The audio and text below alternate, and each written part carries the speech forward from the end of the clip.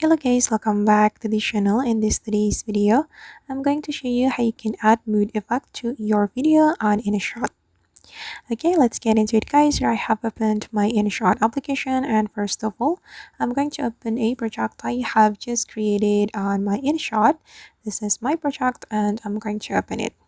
Okay, and if we want to add mood effect to our video, we can go to the effect section and select AI effect. And in this AI effect, you need to scroll all the way to the right around here until you find mood option.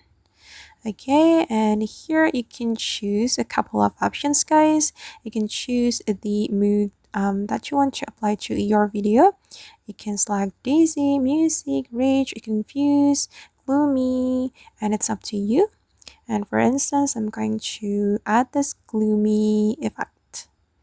Okay, and then now as you can see that the effect has been applied to my video, and I'm going to click on the check mark and make this effect align with my video.